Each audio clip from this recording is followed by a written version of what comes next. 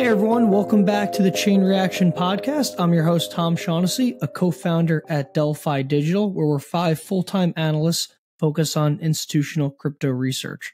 If you aren't a subscriber, you're missing out, so visit the site while you're listening. One quick housekeeping item. This podcast is strictly informational and educational and is not investment advice or solicitation to buy or sell any tokens or securities or to make any financial decisions. I may personally own tokens that are mentioned on the podcast, and you can view the show notes for our full disclosures. With that out of the way, today I'm thrilled to have on Ryan Zurrer, the Chief Commercial Officer at the Web3 Foundation. This was an awesome episode where we discuss everything from how the Web3 Foundation is ushering in the new decentralized web where users control their data to Polkadot, a high-profile interoperability project. I recently wrote a post on Polkadot exploring my concerns, so it's great to have Ryan on to discuss them. The post is linked in the show notes below. If you learned something on this episode, do us a favor and share it on Twitter. With that, let's jump in.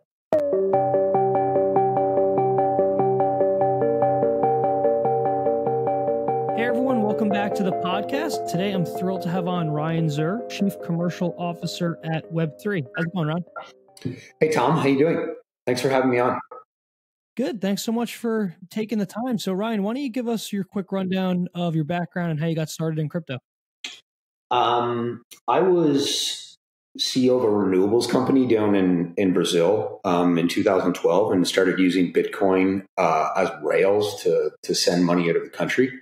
It was just the cost of remittance was absolutely insane. And so kind of took the famous trip down the Bitcoin rabbit hole that way.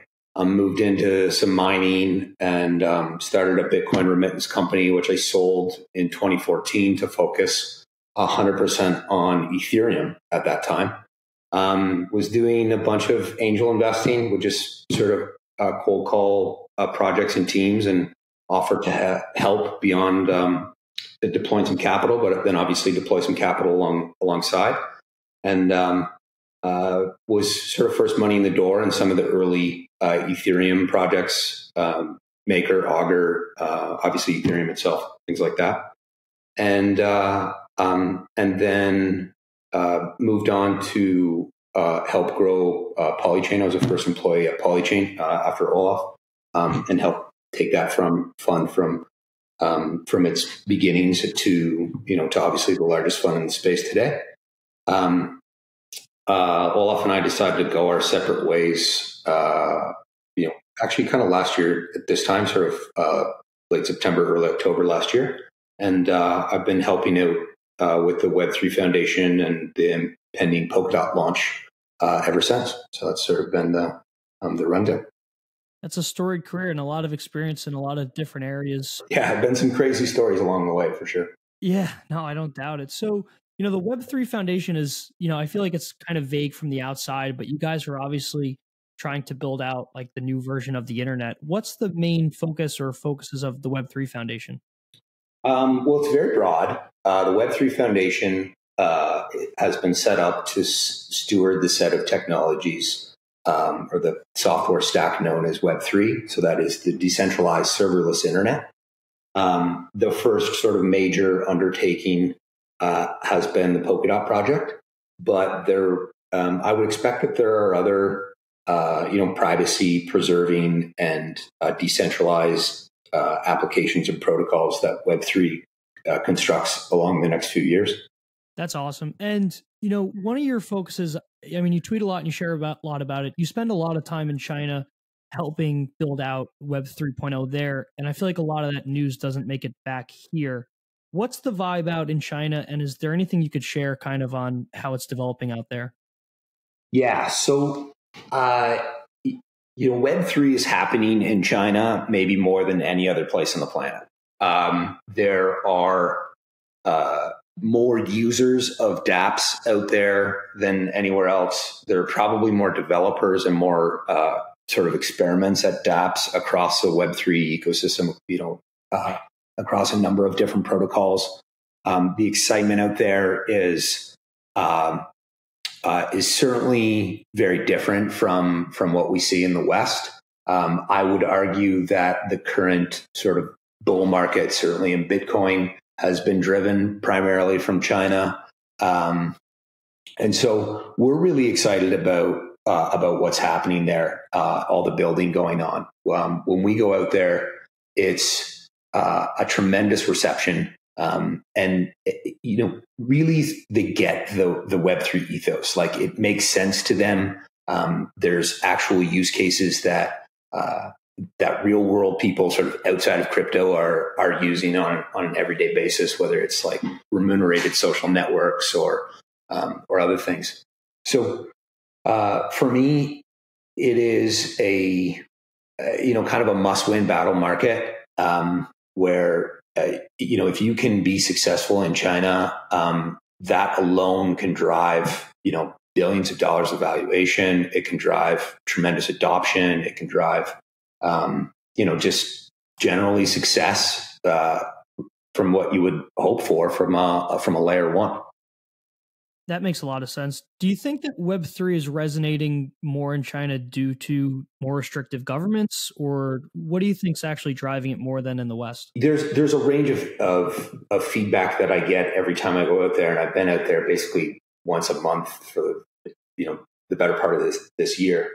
But I think the Chinese market really resonates with just the economic side of this. And I kind of like the purity of that, because we've spent so much time, especially those of us in the Ethereum ecosystem, trying to like virtue signal that, the money doesn't matter and things like that. And then you get out there and they're like, no, we're very transparent. We want to know how we can get paid with your protocol or your application.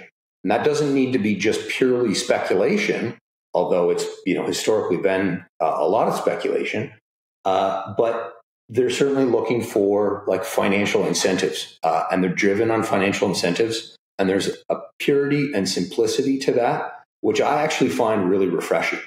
And so, so DeFi applications make a ton of sense, and there are a number out there. I mentioned before, crypto remunerated social networks. Was really surprised by this young team at Bihu, bihu.com, that has basically like crypto Twitter, but you can send little micro transactions rather than like likes and retweets, and it's only crypto conversation.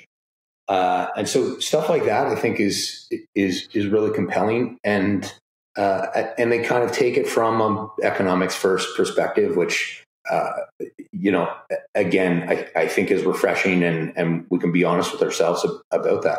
Yeah, that is refreshing. And it's not only transparent, but I guess it leads you to be able to focus on like real business opportunities here versus kind of building it and hoping people will come. Yeah, well, it's certainly like the narrative can be then focused on that. Like this is feedback that I've had, time and again, that they want something that is legitimate technology that they can build and have a very wide design space, as you've mentioned, that Polkadot offers, and then they want to understand how how they can drive certain financial incentives, and crypto economics offers them an outlet to do that, and so people are really excited about that. And that's great. That's awesome. And Ryan, how do you like differentiate between like more of the I say scam projects like the Trons out there and the legitimate teams building Web3 in China? Like, I feel like culturally in the West, it's kind of hard to differentiate between the two. Yeah. And then when you get out there as well, you also realize that there's a lot of people, building on some of these networks that we in the West don't think are legitimate. And so it becomes a bit of a difficult conversation of like, why you may want to move off Tron and build on Polkadot, and they've spent their entire business on that, so to speak. Although I don't think people should necessarily discount the work that, say, Tron and EOS have done out there. They've clearly had a great head start in communication in that market. But the meetups and events that we've held, it's often a really technical audience. And we get the feedback that, and I confess, as an investor, I was wrong about this a couple of years ago when I was very excited about the Chinese market, kind of like late 2017 into early 2018, and did Nervos and Zilliqa and a couple of other projects out there. Invested, that is.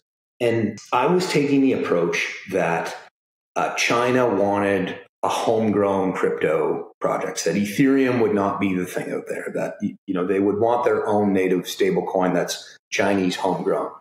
And what we've come to realize is that there's actually a lot of interest in sort of the foreign crypto projects, in part because some of the cypherpunks and developers are, say, more confident that there isn't a cryptographic backdoor that, say, the Polyboro could have access to, and there's just sort of this like technical legitimacy. So Polkadot, for all intents and purposes, has certainly been put in that category of, this is a technically sophisticated project, and we can build on this with confidence. And it kind of fits that bill of a decentralized sort of anarchist network, and as a result, it's got a great groundswell, a great fan base out there. I've been really surprised. Just like a few months ago, I sent out a couple of tweets that I'd be in Shanghai and could do a meetup, and then somebody reached back out to me and said, "Hey, could you do one in this place called Hangzhou?" And I'd never really heard of Hangzhou until that time. I was, sure, thinking that I'd go out there and it'd be like maybe a dozen people or something like that. And I get out to this Hangzhou, which is a university town, and it was literally hundreds of people that had filled the room that night. They were out in the halls and watching on the TV out in the foyer and stuff like that. It was just crazy, the interest that they have in this project. And so in talking with people and getting feedback, it really came down to, we want to understand how we can do this as our job and get paid. And then two, we want to have confidence that this is, a legitimate Web3 project, which obviously they have with respect to Polkadot. Ryan, that's awesome. I mean, you spend so much time there. And, I just have one question on like business versus users there. Like, it's clear to me from talking to you that people building DeFi projects or projects out in China clearly want to make money with it. And that's kind of hard to do with DeFi projects that are, say, built on Ethereum. But what's stopping the average Chinese consumer from adopting DeFi projects or any projects, say, built on Ethereum or others that are built today? Do you think it's a cultural thing, or I'm just kind of wondering like why they're not using MakerDAO, or if they are, or Set Protocol, things like that? Well, I mean, it's difficult to track, say, like the source of funds locked up in different DeFi projects, but I would argue that a majority of the capital that's locked up in MakerDAO is probably coming out of China. I know Rune, way back in like the early days of MakerDAO, when we were talking about it, and I think it was even called eDollar when we were having this conversation. He called the stablecoin DAI as a tip of the hat to the Chinese market, because he had already spent time out there and understood how important that market would be. I don't think either of us in that very early conversation understood how important China would be to the crypto market, but maybe he did, and that's why he named it as such, and that's why they've got a really strong team out there. And I would argue that there's pretty good traction there, that versus the rest of the world, and it will continue to grow. However, we do have to remember it's a very, very different market.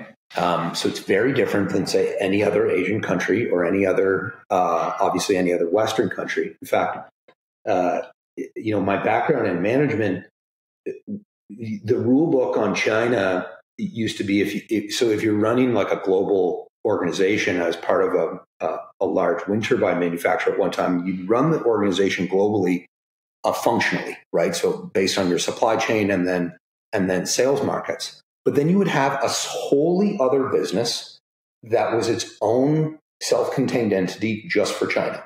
So you'd have the whole world organized functionally, but then China is China. for China, and it would produce for China and sell to China, and it would all be just self-contained in China. So it's a really peculiar market, and for many years now, business leaders around the world have understood that it has to be approached in a completely unique way versus every other market on the planet. And so I think building awareness there requires a bit of a different approach than what we've done in the West. And teams, a lot of DeFi teams just will need to understand the requirement of putting boots on the ground, having, teams there, building and communicating with that market. It's really important. Yeah, that's great color. And I think it was Dovey Wan who recently tweeted that Polkadot was doing well in China because they have the boots on the ground and they have people out there doing meetups and meeting with people and kind of explaining everything that's going on. Yeah, and I mean, we're going to have more. The Web3 Foundation will have full-time staff in China it already has some staff in China, but we'll have more full-time staff in China, and over the next little while, I would expect a Beijing office probably before the end of the year. And it's just a recognition of how important that market is, and then in order to attend to that market appropriately, it can't be this guy from the West flying over once in a while and doing a meetup, right? It's got to be, China for China. Local people talking about the project and how it appeals to other locals. And so I'm excited about the progress there.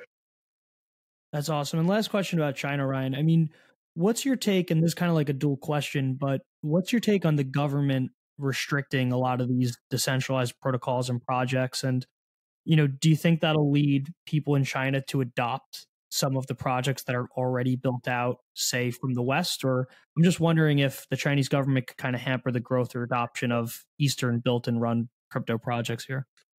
Yeah, well, I mean, I think this goes back to the previous point where, and I've been saying to people, the Chinese market is somewhat looking at crypto almost as the way that they do luxury goods rather than, say, like industrial goods, where they want the foreign one, right? They trust the foreign one has a certain amount of trust because of certain extenuating circumstances. And to the extent that the Chinese government clamps down on the networks that it can clamp down on, that it can exact control on, and we've obviously seen some rumors and hearsay over the last few days, I think that bodes well for, your Ethereums and your Polkadots of the world, where, for better or for worse, there's nothing that the Politburo can do there. And that's what we're seeing. That's the feedback that we're getting from the market in any case. That makes a lot of sense. So it's a good segue to talk about Polkadot for a bit, the project that Web3 is championing. So I have a post out, Polkadot Promise and Problems, we could go through, and, it's great to have you on to kind of, give more insight and nuance on anything I got wrong or, anything worth discussing. But I guess to start, just give us your overview on, what Polkadot is and what the ultimate goal is. Yeah. So at its core, Polkadot is interoperability infrastructure. So the idea is to be able to connect disparate blockchains to one another. That implies a few important breakthroughs.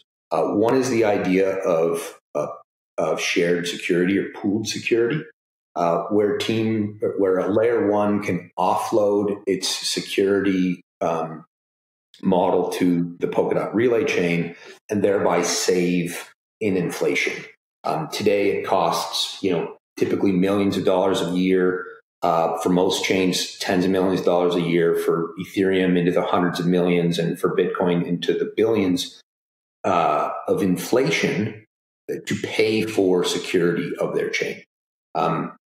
Projects can come together and basically pool that and drop the cost of security of the chain by an order of magnitude, which is kind of one of the big aha moments for me.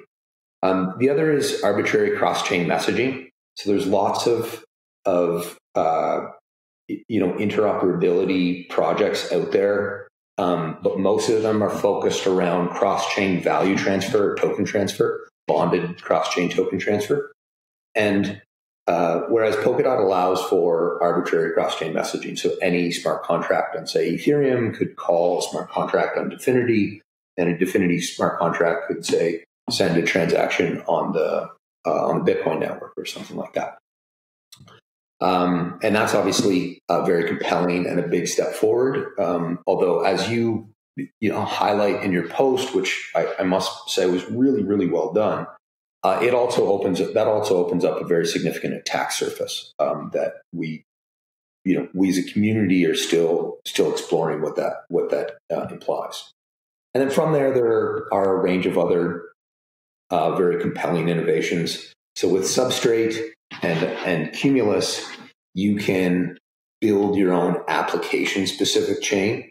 And I'm sure you're seeing this as an investor. I know I started seeing this in kind of mid-2018, where the very mature entrepreneurs that were starting to move into the space were saying, no, we don't want to be subordinate to the design decisions at the layer one.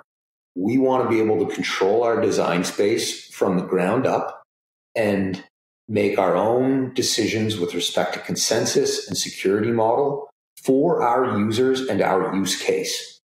And so, for example, if you have like a high frequency trading app that requires a light client, maybe you'll use a DAG instead of like a proof of stake or nominated proof of stake or something like that.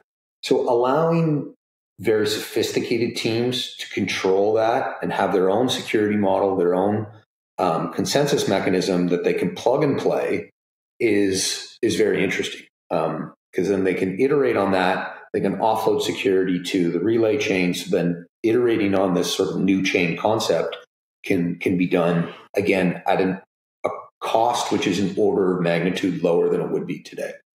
And then the last thing that I personally like, I understand and certainly respect the arguments on the other side, but I'm very pro governance. I think a clear set of rules for how our community evolves and how our protocol should evolve is important.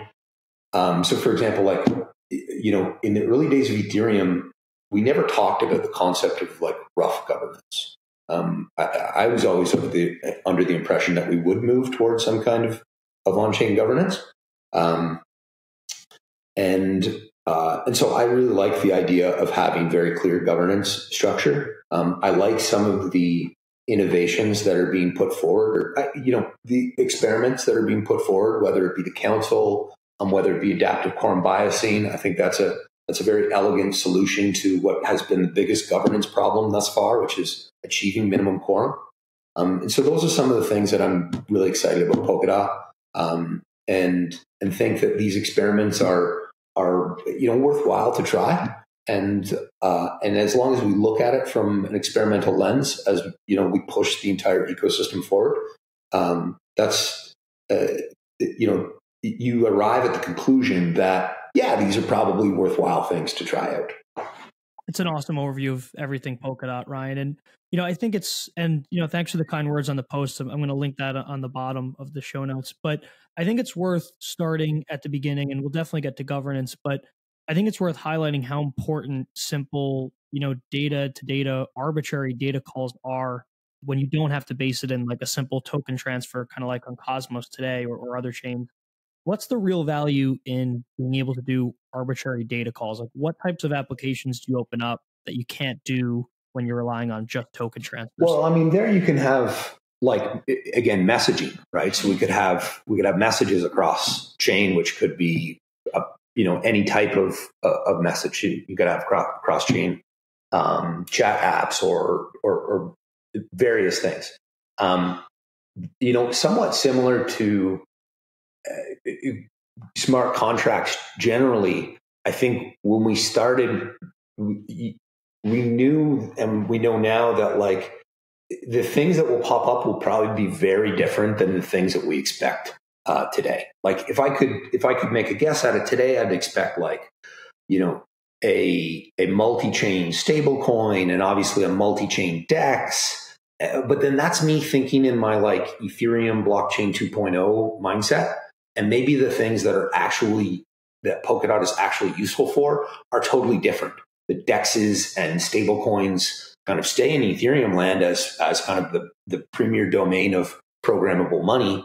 And that's great. And it's great for me. And I'd be super happy if that's the case. And Polkadot becomes something new and unique that enables completely novel use cases that we haven't even dreamed up of yet. That's awesome. That's a great segue into my next question for you. I mean, originally when I started looking at Polkadot, I thought, wow, this is competitive to Ethereum. And, I still think it is in some ways, but you're obviously a huge interoperability player. But let's discuss building on Polkadot. I mean, you guys allow developers to build their own parachain, which is, max customization, or to deploy on an existing parachain, such as on Edgeware, which runs smart contracts. How do you view the land kind of evolving here? Because, I would kind of say that you guys are competitive to smart contract platforms, but that might not be the case. Like, what's the ultimate goal there for attracting? Yeah, I think Edgeware certainly will be competitive to smart contract platforms. It is a smart contract platform, right? And so I'm excited to see where that goes. And, and Polkadot will be really the domain, deploying on Polkadot will be the domain of very sophisticated teams that are probably relatively visible, relatively well capitalized, and have a very specific reason for being their own chain. Whereas the vast majority of applications, DeFi, messaging, any kind of like social engagement, things like that, that will probably sit on smart contract chains that then can tie in either via a bridge like Ethereum or natively as a parachain, like Edgeware. Just focusing on parachains for a second, I mean, it obviously allows the developers to customize everything they want. So block times, policies, everything, governance, but while also getting the shared security of Polkadot itself.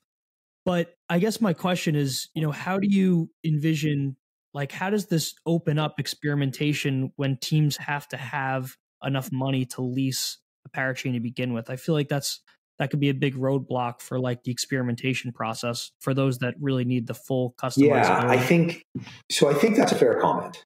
So one thing I would mention about the cost of being a parachain, the amount that's staked is not the cost, right? So if somebody has to stake, say, $3 million in dots, their actual cost is their lost opportunity cost of interest as, say, a validator or a nominator. So it's their actual cost is closer to the rate of inflation on the network, which is the amount of, like, the percentage of the network that is validating multiplied by the interest rate. And so if we have, say, an interest rate of 10% and half of the network is validating, then you have an inflation of 5%. So that parachain that staked $3 million is effectively paying $150,000 for their security. Now, it always needs to be paired against the cost of inflation-based security. So if you're a layer one today, if you're any one of the layer ones in, say, the top 50 today, it costs you somewhere in the tens of millions of dollars to bootstrap that decentralized group of miners or validators to provide the necessary security to your chain. While the number, 150,000 is obviously a very significant one, especially if that's like just for a single year and then it's gone, and you may be, you may be out of luck going forward, and we can get into the implications of that here in a minute. In most cases, it's dramatically cheaper than inflating your token. And I mean, we can even see this with the discussions in Ethereum today, where anything that adds to inflation, people get very, very angry about. in spite of the governance problems that we've had or I shouldn't say problems, but in spite of the rough governance that we've had in Ethereum, the one thing that people can almost always come together on is lowering inflation to the minimum amount possible as quickly as possible. And I think that that's been the case in Ethereum, and that would be the case for many other chains.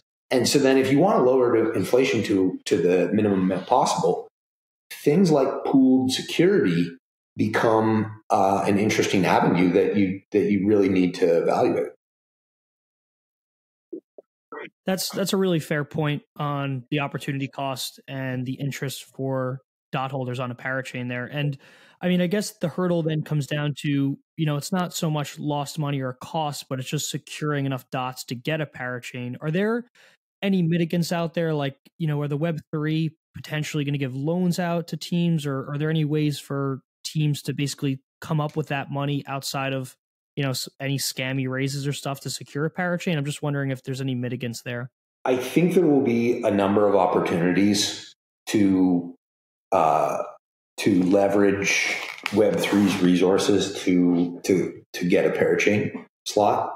Nothing that I could announce today, but it would not surprise me if if like a loan application process or a grant application process existed for parachains. And actually, a grant application process exists today, but nobody's applying for grants just to be able to secure a parachain. So I think there will be some opportunities. However, I would argue that if you did an IPO, so an initial parachain offer where you issue some tokens on your chain in order to capture enough dots to stake to be a parachain, as long as you do it, say like a lock drop, and people have their dots returned to them if you don't secure a subsequent parachain slot, I would say that that's probably not that scammy, because again, people it's a low opportunity cost thing. People get their dots back, right? If let's say Edgeware does one of these IPOs and I put my dots into that lock drop, if things don't work out, I get my dots back. So it's not like they're ripping me off, right?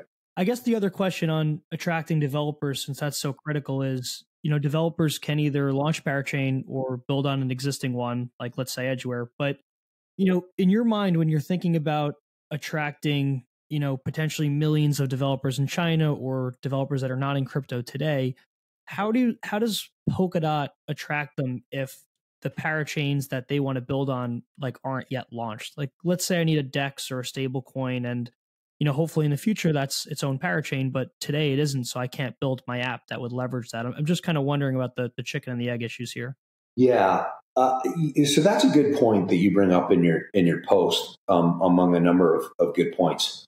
So certainly, I've been communicating in the community for quite some time that the longer you extend to launch of any kind of parachain, the more difficult you make it for yourself to attract developers, because they become more entrenched in their current communities.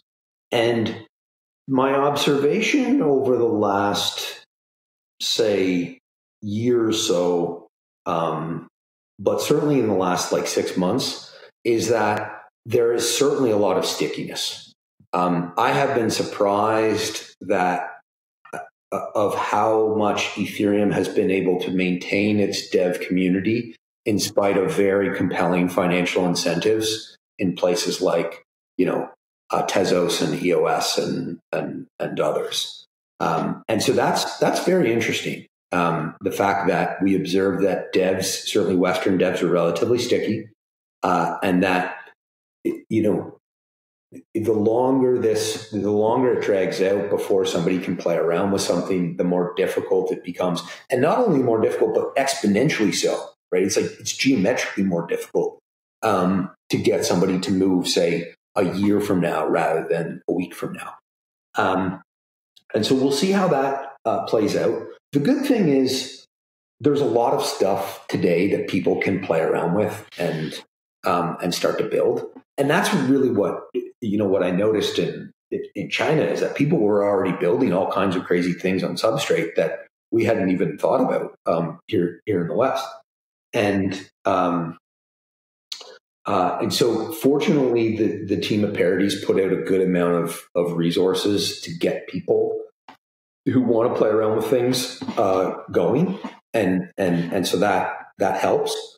And then the other strategy that I would take to this is maybe it's a question of not going after the exact same people that are building in other ecosystems. So not like trying to, say, convince an Ethereum or an EOS dev to move over. Maybe it's about unlocking the next wave of developers. And so part of my thesis going forward, generally for Web3, is that we should be doing events and hackathons and global showcases in places all around the world that bring together three important factors: a large population base combined with really strong academic institutions. Those two factors together creates lots of devs regularly, like continued flow of new devs. And then the third thing is some reason to really subscribe very fervently to the Web3 ethos. So whether it's like a mistrust in institutions or just sickness with corruption in one's country or inflation or various other things that would lead one to believe that to really believe in this Web3 ethos at the core.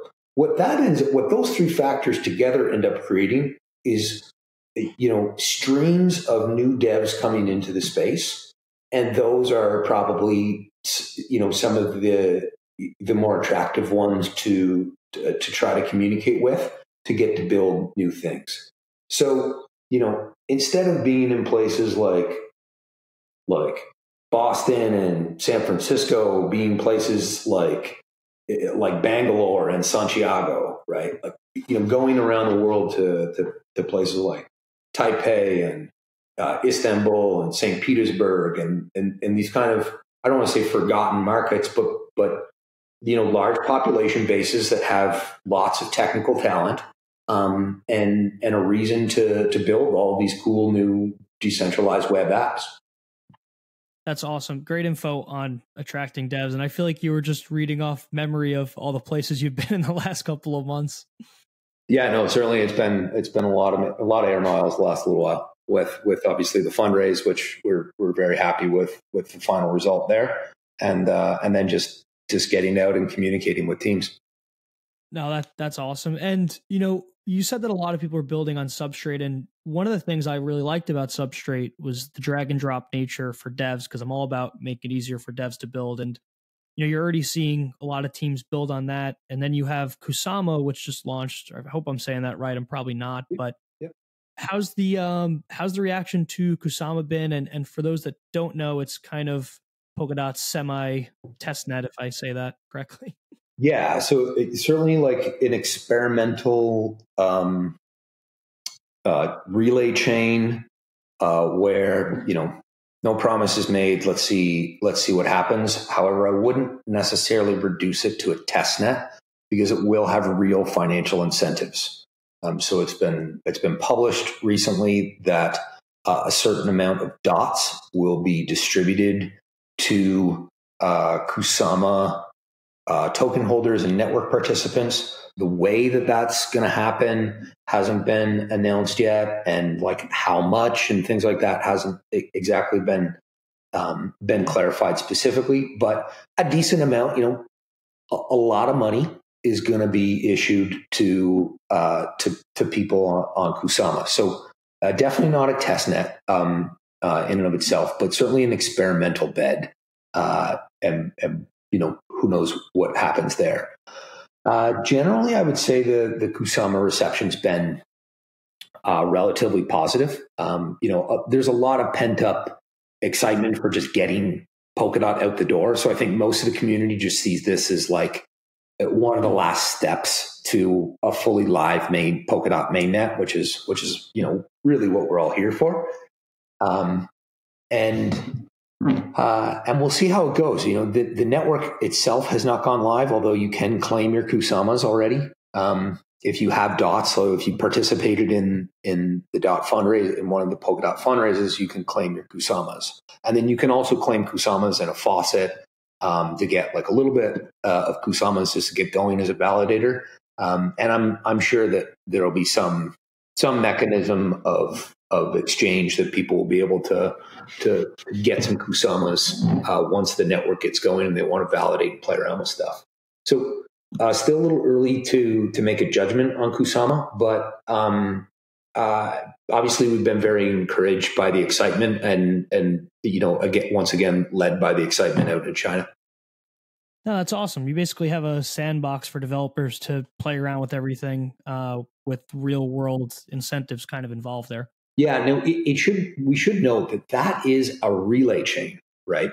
So again, paired chains will connect into that, and if, people who want to play around with like an application or smart contract of some kind, maybe something like Edgeware is a good spot to do that. Wow, that's awesome. No, that's cool. And so Kusama could basically be live in the future of Polkadot. It could be its own relay chain? Yes. So version 2 and beyond, Polkadot will likely begin to stack relay chains and sort of have parallel operating relay chains as a scalability mechanism.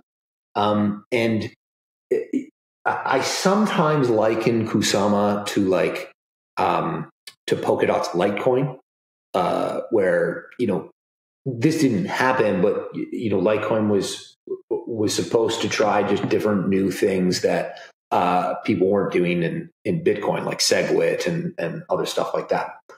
And so I expect Kusama to be kind of the first place where innovation is rolled out, and then it migrates over to Polkadot. But Kusama stands as its own network and will continue on after Polkadot's mainnet, and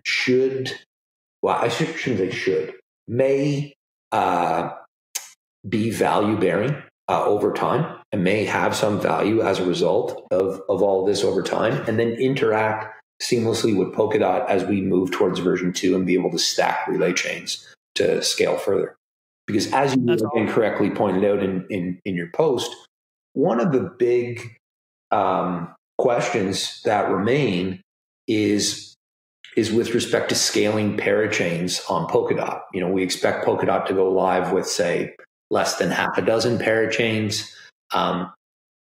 It would surprise me if we were able to scale, say, into the thousands of parachains, or even well into the hundreds of parachains on a single relay chain. We'll probably have to stack relay chains to get there. That's pretty cool. So if you were to stack relay chains together, and, throughput isn't like the best metric, I know people obsess about it, but what do you attempt to achieve? Is it simple multiplication at that point? Like, parachain throughput times parachain throughput, or how do you think about that? Well, I think about it.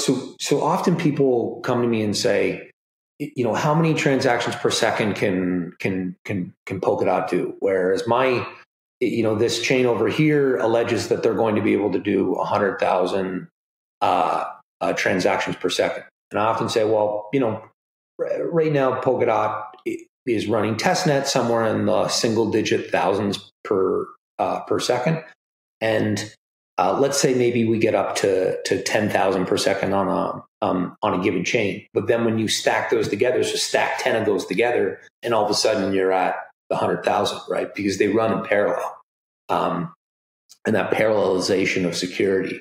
And so then then you've got a relay chain with 10 parachains, each running 10,000 per second, and then you stack 10 relay chains together. Now we've got 1 million transactions per second, right? Now we're talking Visa, MasterCard level, right? And that isn't through some magical math or some grandiose vision for scaling, or some fix or patch or other things. That's just copy, paste, repeat of what actually works today. and being able to parallelize things in that manner. So it's a really like simple, intuitive approach to scaling. Like often when we get into some of these other like scaling mechanisms, you're like, you kind of lose me along the way, but this should just make sense intuitively, right? To the investor, to the user, to the developer, that we can parallelize this stuff and then achieve scalability through parallelization. That's awesome. And that's incredible, color. And Ryan, is that, kind of think about it like stacking layer ones together, I guess, in a way, but do you run into an issue there of like, Ethereum's trying to do sharding and a main issue for them to achieve scaling is cross shard communications. Do you run into like issues with cross parachain communications? And if it's not solved yet, that's fine. I just wasn't sure if that's an issue or not. Yeah, it definitely is. I mean, very, very transparently, cross chain messaging and communication, it would not surprise me if that was a limiting factor to scalability, certainly in the short term. Again, there is some parallelization that can be achieved, but we'll have to continue to evolve, and we don't have all of the answers today, but that's okay, because the architecture is designed well to be able to evolve and find new answers. That's awesome. And last question for you, Ryan, on the parachains. I mean, one of my concerns was on the 2-year limit. I mean, it's definitely a really cool curation technique to kind of focus on, parachains that are actually driving value and infrastructure, which is awesome. And, I guess you can cut down on compute and state and stuff like that, I believe. But I guess my concern there is like, if a parachain loses its lease, like does everything built on top of it break, or like, are there mitigants in place for that? I think like my first sort of knee-jerk reaction to this is 2 years is actually an eternity in this space. Like try to think back for a moment to 2 years ago in this space and like where we were and what was. That's a good point. So, it's actually like sets of 6-month intervals that you can, if you were very well capitalized, you could buy up for and have a full 2 years.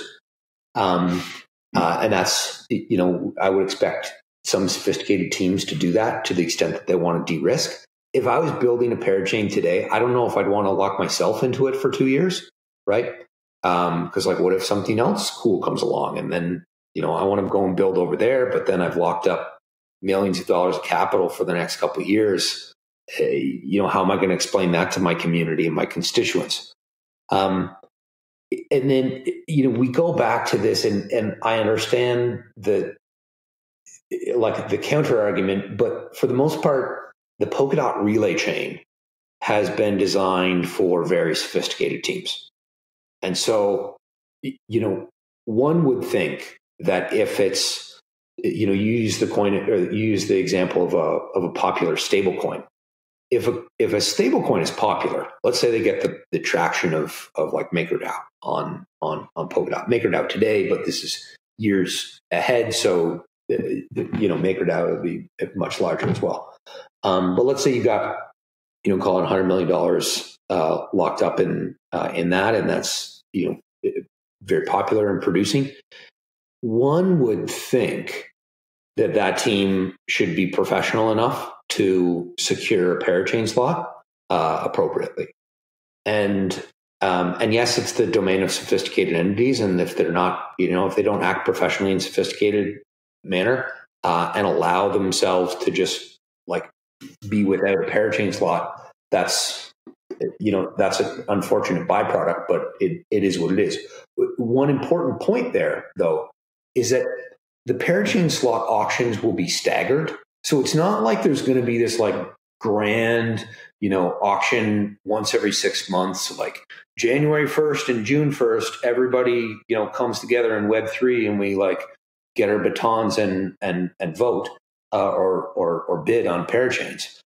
They'll be staggered so that every few weeks or every month, an opportunity comes up. So even if a team was messed up and they didn't get a parachain slot because they bid too low or somebody just did something wrong, there's an opportunity in a very short period of time to rectify that. And again, at some point we have to assume that, that people are going to act like sophisticated adults and get themselves organized if they're serious about playing here. Yeah, no, that's great, color. And to Polkadot's defense here, there are several mitigants. I do mention the article for those looking. I mean, migrating to another chain, fundraising, like an IPO, like you mentioned earlier, and a few other methods. So that's interesting. But it'll definitely be interesting to see how the process pans out when we have the first parachain up for renewal. Yeah, I mean, we freely admit that this is not without its own limitations and its own risks and certain drawbacks, and it's not perfect, right? Again, I go back to my original sort of thesis on this: is that a lot of these things are worth trying, and I want to try it, and that's fine because we're doing other things over in Ethereum, and I'm super happy about how Ethereum's evolving, and it's evolving in a different way. And so why not try these different experiments over here without putting more than $25 billion at risk? And we can try with Polkadot and with parachains, we can try some of these controlled experiments without so much capital at risk. That's a good point. And Ryan, I wanted to talk for a little bit about governance. Polkadot takes a really innovative and new approach to governance with dot holders and time locks and your council. What is the most interesting part of Polkadot's governance, or are you thrilled with where you guys are now with it? So interestingly enough, definitely not thrilled with where we are right now, and I think it will continue to evolve, and it has evolved since I came into the organization. I've observed a very significant evolution. One thing I really like about it is the adaptive quorum biasing. I've been a big fan of crypto governance for some time, and have observed that the biggest problems that we've had with governance has often been around achieving minimum quorum. Most notably, the blow up of the DAO, which was just a problem of minimum quorum. We didn't achieve minimum quorum on the moratorium, which was a very obvious measure. And it was kind of like this Brexit moment where everybody kind of went to bed thinking that somebody else was going to vote in favor of the moratorium. And then we woke up and nobody had voted for the moratorium. And then all of a sudden somebody used a couple of those exploits to hack the DAO. And so the adaptive quorum biasing allows you to achieve, to just evolve the protocol, even though you may not have ideal turnout on a given measure. And sort of the council exists to provide sort of a tee up of like very obvious measures so that they can be pushed through relatively quickly. Because at the end of the day, this needs to function, right? It needs to like work. It will come down to like all blockchains at the end of the day, people in a community finding social consensus and pushing the protocol forward. And I think Polkadot has a couple of mechanisms like adaptive quorum biasing that allow you to do that, which I think again is interesting in part because we've worn our mistakes very, very directly on our sleeves in the past around minimum quorum. So when a team has governance and inputs some like static minimum quorum, like 15% or something, I always just shake my head at that. That's awesome. And for those new to Polkadot, what Ryan's describing is just higher and lower thresholds when to pass measures depending on the turnout. And then he's also mentioning the council, which is 6 to 24 people or more or less, that basically has a few different powers over the network. And then you guys also have the time locking of dots we could get into, which basically means that smaller holders can lock up their dots for more voting power over time. I think, one thing to talk about, Ryan, here is, what's your take on the council? Do you think that it's a point of centralization, or do you think that, it helps ensure that progress happens? So, the short answer is yes, right? In all honesty, obviously, when you reduce consensus from all acting nodes in the network to a smaller subset that must come to social consensus on a mechanism, that is a movement towards a certain amount of centralization. It's not fully centralized, but it's, say, more centralized than having everybody vote on everything. Problem with having everyone vote on everything is it's untenable, right? And you won't evolve. So, it's one of these things where I think we all accept that certain very ambitious technical projects need some training wheels before we can kind of like completely throw the kite in the air and hope that it flies. So, for example, MakerDAO has a certain amount of centralization around the Oracle. And I was actually very vocal back in 2017 that I thought that was perfectly fine. And then today I stand by that, thinking that is perfectly fine because, to add in the mechanisms of decentralized oracles that we were talking about in like 2016 to MakerDAO at launch would have probably been irresponsible. No, definitely would have been irresponsible.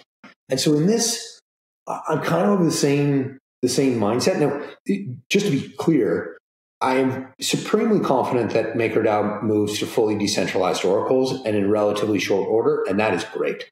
And it should. And then there we see a perfect example of grandfathering in, more decentralization, and incidentally, MakerDAO also grandfathered in governance over time, where they effectively had a council as well that really made the decision, but they listened to signal from the community. So kind of grandfathering in things over time, and maybe one day the council would evolve into something else. Like maybe it grows to, instead of a few dozen people, a few hundred people, and coordination is able to be maintained. Maybe the whole network decides to evolve in a different direction and dissolve the council over time. And who knows how it plays out. The good thing is the architecture is there to be able to evolve the protocol in whichever way the community wants. And I'm supremely confident that the community will evolve the protocol in a way that I cannot today predict. So as like a novice measure, as like an early sort of rails on this thing, I'm in favor of the council, and let's just see how it evolves over time before worrying too much about like theoretical elements of centralization.